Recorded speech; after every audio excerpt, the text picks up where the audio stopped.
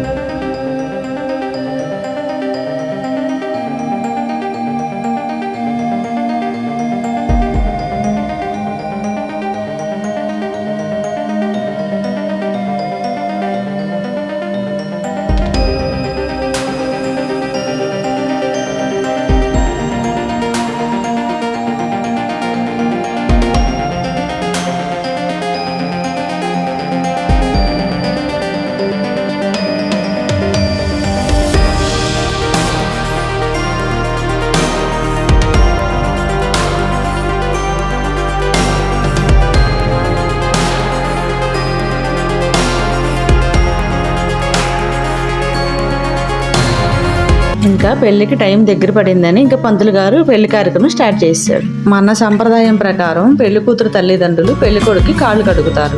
ఆ తర్వాత పెళ్లి కొడుక్కి గొడుగును పాము కోళ్ళు ఇచ్చి కాశీయాత్రకి వెళ్ళమని చెప్తారు. అలా కాశీయాత్రకి వెళ్తుంటే పెళ్లి కూతురు తమ్ముళ్ళు అన్నయ్యలు ఆ బావగారిని బతిమాలి మా అక్కనిచ్చి పెళ్లి చేస్తానని చెప్పి వెనక్కి తీసుకొస్తారు. ఇది ఒక సరదా అయిన సంప్రదాయం అండి. అలా బావమరిది బతిమాలి తీసుకెళ్తాను బావగారిని, సరదాగా ఉంటది. ఇంకా పెళ్లి కూతురు పెళ్లి కొడుకు జీలకర్ర బెల్లం పెట్టుకోవడానికి అడ్డుతెర పట్టుకున్నారు.